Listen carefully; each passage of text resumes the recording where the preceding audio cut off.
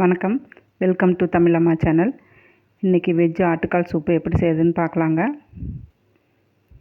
இதுதாங்க முடவாட்டுக்கால்னு பேர். இதுக்கு ஆட்டுக்கால் மாதிரியே இருக்குங்க இதை பார்க்குறதுக்கு. இது பாறை இடுக்குலேயும் மரத்துலேயும் விளையிற கிழங்குங்க. இது மேலே இப்படி முடியாக இருக்கும்.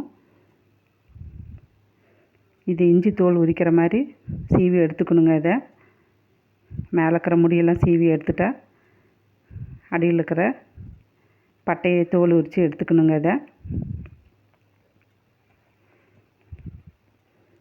இஞ்சி உரிக்கிற மாதிரி தாங்க உரித்து எடுத்துக்கிட்டு இப்போ இதை நல்லா கழுவி எடுத்துட்டேங்க. கழுவி எடுத்துட்டு பொடி பொடியாக நறுக்கி வச்சுக்கலாம். இப்போ இது ஒரு மிக்ஸி ஜாரில் போட்டுக்கோங்க. சின்ன வெங்காயம், பூண்டு, இஞ்சி, பச்சை மிளகாய் ஒன்று, தக்காளி, சீரகம், மிளகு, மல்லி இலை இதெல்லாம் போட்டு அரைச்சி எடுத்துக்கோங்க. இப்போது கடாயில் எண்ணெய் ஊற்றி அதில் பட்டை, லவங்கம், ஏலக்காவை போட்டு இந்த அரைச்சி ஊற்ற விழுதை ஊற்றிக்கோங்க.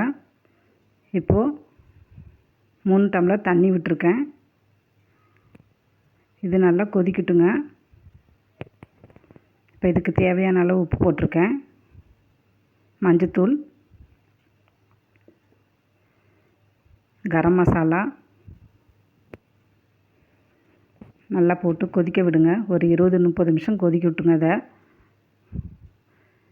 கொதித்து நல்லா தண்ணியெலாம் சுண்டி இந்த அளவுக்கு வந்துடும்.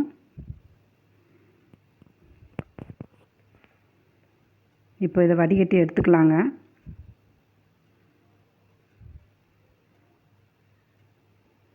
நிறைய திப்பி வருங்க, அதனால் இதை வடிகட்டி எடுத்துக்கலாம். அவ்வளோதாங்க, சூப்பு ரெடி ஆகிடுச்சு.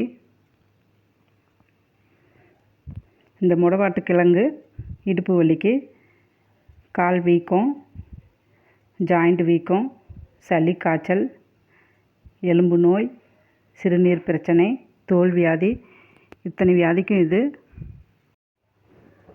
இந்த கிழங்கு இத்தனை பிரச்சனையும் க்யூர் பண்ணுங்க.